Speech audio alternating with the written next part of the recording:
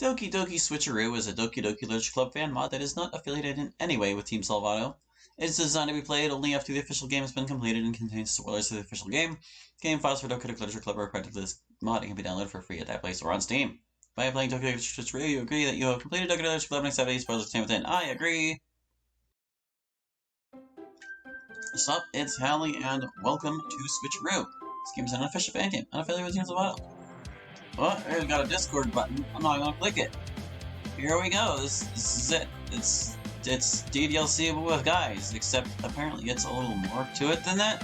From what I've heard, this mod is actually pretty good, but has never really taken off, possibly due to a lack of cute girls. But we're gonna see what it's all about, and we're gonna give it a shot, and we're gonna have a good time, maybe. Even though I'm gonna be a girl, I'm still gonna be Hallie, because as I noted in the MC Club, Hallie kind of fits for both genders.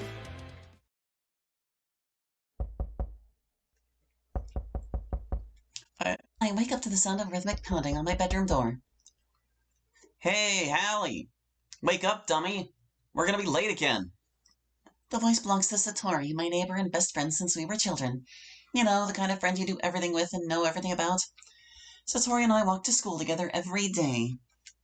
Well, some days we run to school. Starting around last year, Satori began oversleeping, and this habit has only increased in frequency over the months. On the other hand, I have always overslept, often to the point of missing school. So since Satori wakes up first, he makes sure to come and get me. Sure, we both end up being a little late, but at least we get there. I groan and bury my face in my pillow. Come on now. Don't make me come in there and drag you out of bed. Fine, I'm up already. I warily open my eyes and sit up. Did I say warily? I meant wearily. I'm stupid. I notice the time on my clock. Damn, I should have been out the door 10 minutes ago. I swiftly kick off my covers and tumble out of bed with a loud thud. I hurry to my feet and run into the bathroom. I can talk. Within 5 minutes, I'm showered, have my teeth brushed, and my hair pulled haphazardly into a messy ponytail. All that in 5 minutes? Goddamn. I hear nothing on the other side of my door as I fumble into my school uniform. I assume Satori is already waiting outside. I finish pulling on my socks, slipping on my shoes, and grabbing my book bag before flying out the bedroom door. Before I know it, we collide and crash down the stairs. Our book bags spill papers and books everywhere. I land on top of Satori's back. We both remain still for a moment, absorbing the shock and pain of the fall. Thankfully, nothing is broken. Ugh, I thought you were waiting for me outside. I was going to, I really was. Ugh, now I regret not doing it. We both whimper in pain as I push myself off Satori's back. After slowly helping each other up, we start collecting our papers and books. Quickly replacing them into our respective bags, we head out the door with less skip in our steps than usual. We walk across the street together and make our way to school. I look over at Satori, who is cheerfully walking next to me. He's always had a jovial disposition. Sure, he has his occasional cranky moments. Who doesn't? But most of the time, he's as chipper as he can be. He seems to be in a good mood today. I playfully bump into him. Oversleeping again, lazy bones. I'm lazy? What about you? You were up all night playing video games again, weren't you? And there's a little sass in his tone. I like it. Maybe. He growls and shoots me a glare. I smile at myself. He gets mad over the dumbest things. It's not funny. Those things will rot your mind. You should probably read more. And I mean actual books, not video game text. Reading books? Is that our random menial argument for the day? Okay, whatever. So you're not mad at me because you have to wake me up in the morning. You're mad because you want me to read more books. Huh? I'm not mad. I'm just looking out for you, that's all. So what else is new? Sometimes I think he worries a little too much about me. I know, buddy, I know. I appreciate it. I can see his face and body relax with that last comment. We continue to make our way to school. As we draw near, the streets become increasingly speckled with other students making their daily commute. By the way, Hallie, have you decided on a club to join yet? A club? I'm not joining any clubs. Why would you think I'm looking at clubs when I didn't even join any last year? Huh? You told me a couple weeks ago that you were going to look into joining a club. Don't you remember? I sigh. I vaguely remember discussing something about clubs with him. I agreed only to appease him, but I can't see myself joining any clubs. Not because there's anything wrong with being in a club, but because I tend to spend most of my after-school time in detention. I'm not a bad girl. I'm not. but I do get into trouble for various non-violent reasons, like drawing on desks, getting caught sleeping in class, and occasionally vulgar language. I'd get kicked out of the club faster than I could join it. Club meetings are always held after school. And you know my after-school time is, more often than not, occupied. That's exactly what I mean. Joining a club would teach you responsibility. Your behavior might improve if you know you have to attend a club meeting, so you don't get kicked out. Satori, No, Satori suddenly gets very serious. I just want you to have a lot of great options for the future. I'm worried you won't learn how to socialize or have any skills before college. Your happiness is really important to me, you know. The thought of you becoming a NEET in a few years worries me to death. You trust me, right? Please don't make me keep worrying about you. I smile slightly. It is rather endearing how concerned he is for me. He's right that I could use some socialization as well as some discipline. I don't know why Satori had started oversleeping when he did, but I've been oversleeping for years because I spend most of my nights obsessively playing video games. I just have zero motivation to stop being so lazy. I sigh. Maybe it's time for me to stop looking for shortcuts and really take something seriously. You're right, Satori. I do need to socialize more and start being more responsible. Wait a second. I suddenly recalled that Satori had recently become vice president of a club. If I joined his club, perhaps I could be afforded a few passes on days I might be late because I happened to get detention that day. This way I'd be in a club, like Satori wants, without having to worry about being thrown out for even the smallest offense. And knowing myself as I do, breaking a rule or 6 is a guarantee. I smile proudly. Oh, where do you hold your club meetings? My club? You want to join my club? Satori beams at me, gushing excitedly.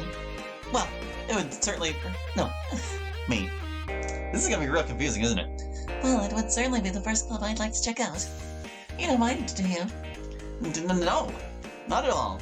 In fact, I'm so happy you want to check out my club first. I think you'll really like all my friends, and they'll really like you too. It's settled then. I'll meet you in your club room after school. This is gonna be awesome! You better not get detention today or I'll be super disappointed. Don't worry. I'll be a good girl. He tells me where to find the club room when we head inside, miraculously making it to class just before the bell. The school day is as boring as ever, and after what feels like an eternity, it's finally over. I got yelled at a few times, but managed to avoid getting detention. It's time to check out Satori's club. As I slowly pack up my things, a thought occurs to me. I never even bothered to ask what Satori's club was all about. I lower my brows as I get up from my seat. You have multiple brows? Well, I guess eyebrows. Wow, that was incredibly dumb of me. I leave the classroom and make my way across the school. I head upstairs to a section of the school I rarely visit, being generally used for third-year classes and activities. I find the correct room number and swing open the classroom door. Hallie! Hey guys, the new member is here! I give Satori a light smack on his arm. Don't call me a new member yet. I glance around the clubroom. Eh? Welcome to the club. It's a pleasure meeting you. Satori always says such wonderful things about you. Seriously, you brought a girl? Finally, it's been a total sausage fest in here. All words escape me in this situation. This club is full of incredibly cute guys. I feel warmth rush into my cheeks. Natsuko, don't be rude, you're embarrassing her. She is a lady after all. Lighten up, will ya? She looks like she can take a joke. And how many times do I have to tell you? It's Natsu. The feisty little dude, whose name apparently is Natsuko, isn't that a girl's name? No wonder he doesn't like to go by it. It's one I don't recognize. His small stature makes me think he must be a first year. He must have caught me looking at him. He turns to me and smiles amorously, puffing out his chest. Like what you see, huh? Feel free to sample the merchandise. I give an awkward smile. He's cute, but a bit obnoxious. It must be due to his age. Don't mind that. You can just ignore him if he gets too annoying. Wait, that wasn't... I'm already getting confused. That was supposed to be me. Satori says that quietly to my ear, then turns towards the other guys.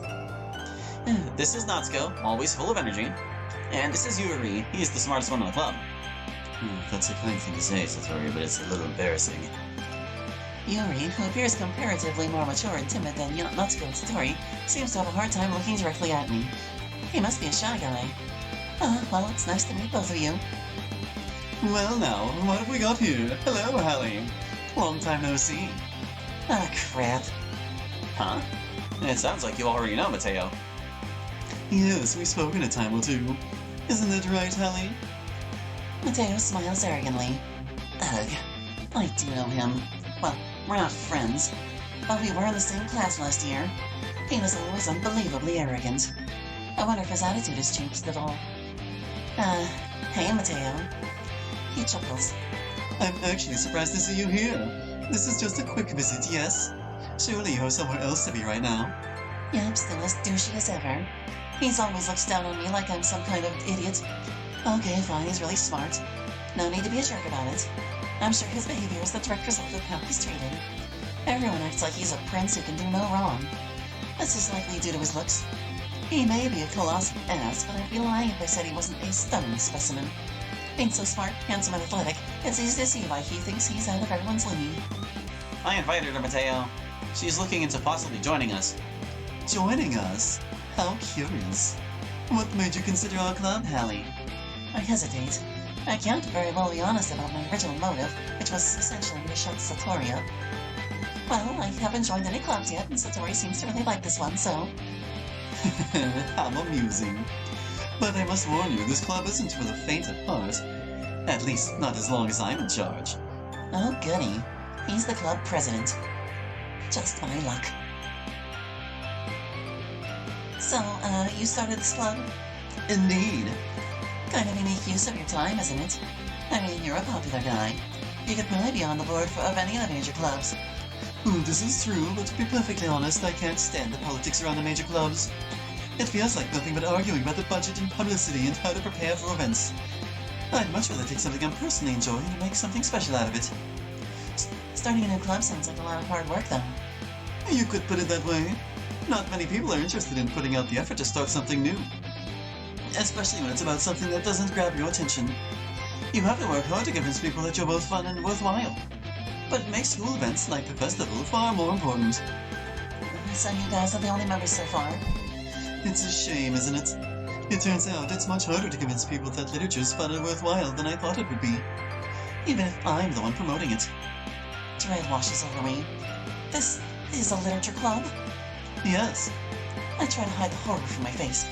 Literature? Could there possibly be a duller focus for a club? Mateo stares suspiciously at me. A smile slowly grows across his face. You had no idea, did you? Typical. He then looks quizzically at Satori. Did it cross your mind to tell her what our club was about? Satori merely smiles in my direction. Truthfully, I was just happy she wanted to come by. I see. Well, it was a delight to have you visit, Hallie. We'd like to commence our meeting, so if you don't mind. I snap back to reality. Whoa, wait. I'm not done in here yet. I'm still curious. Literature is cool, I guess. I mean... Mateo laughs at me in a condescending manner. Look, I understand how literature can be dull for someone like you. It's about self-expression, the ability to create a beautiful and unique work of art using only words. Words that express feeling and meaning. Essentially, it's for people who can understand and appreciate writing. I'm moments away from losing my temper with Mateo. I can't stand being talked down to. But at the same time, I don't want to get Satori in trouble for inviting me here in the first place. I decide instead to play it cool. Mateo may be a jerk, but he seems pretty passionate about his literature crap. I respect that. I never thought about it, but hearing you explain it like that makes it sound like something anyone could get into. Give me a chance to learn more, please. Very well. We're about to start our meeting. I suppose you can stay and observe. Who knows, maybe you'll find your calling as a writer. I offer him a smile of gratitude despite my overwhelming desire to punch him in the throat. Thanks, Mateo.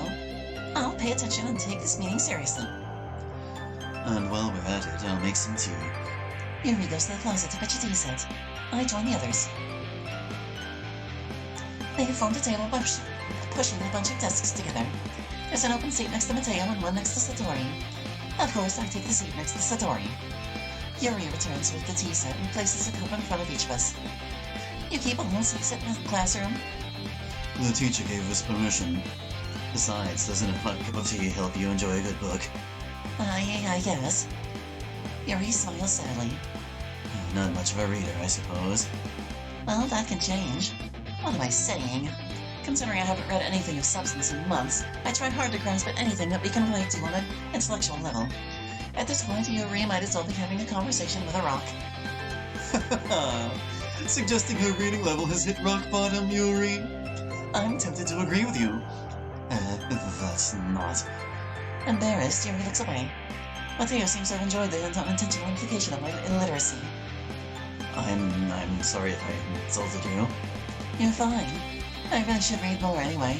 And hey, a nice cup of tea might help to make it more enjoyable. I'm glad. Yuri faintly smiles to himself in relief. What kind of books are you into, Yuri? Well, let's see. Yuri traces the rim of his teacup with the tip of his index finger. My favorites are usually novels that go deep in complex fantasy worlds. The level of creativity and craftsmanship behind them is amazing to me. And telling a good story in such a foreign world is equally impressive. Yuri goes on, clearly passionate about his reading. He seems very reserved and timid since I got here, but it's obvious by the way his eyes light up that he finds his comfort in the world of books, not people. But you know, I do like a lot of things. Stories with deep psychological elements in it. Isn't it amazing how a writer can so deliberately take advantage of your own lack of imagination to completely throw you for a loop? Anyway, I've been reading a lot of horror lately. I play a lot of horror games. Yes, video games and reading are very similar, aren't they? Hey, some video games require a lot of reading. In some cases, it consists of more reading than actual gameplay. And let me tell you, some games can tell one hell of a story. Well, if a story makes me think or takes me to another world, then I really can't put it down, regardless of the genre. What about you, Hallie? What do you like to read? I'm so afraid of this question. My frantically search for an answer that's not gonna make me look like a complete idiot. Comic books. I stammer it out before I have a chance to realize what I'm saying. Why did I say that? It's been a few years since I've sat down and read any of my old comics. Natsuko suddenly lifts his head like he wants to interject. But then he appears to change his mind and remains quiet. Yuri, meanwhile, just chuckles softly. Well, I'm sure if you stick around, you may wish to expand your horizons. I'd love to suggest my favorite surreal horror titles if you'd be interested. Yuri sips his tea in a sophisticated manner. I, meanwhile, slurp mine down like a horse drinking out of a trough. Soup's interested, dude. I beg your pardon? Well, it's a profoundly lazy and uneducated way to say that I'm super interested. Good. I'm happy to hear that. Yuri smirks and snickers quietly to himself, obviously amused by my ignorant reply. Why am I like this? He takes another gentle sip of tea. Yuri probably thinks I'm an unclassy clod, and he's not wrong. I catch him off a laugh coming from Satori, who smirks at me from beneath his hand that is covering the lower half of his face. At least someone is being amused by my awkward attempts at trying to socialize with an intellectual.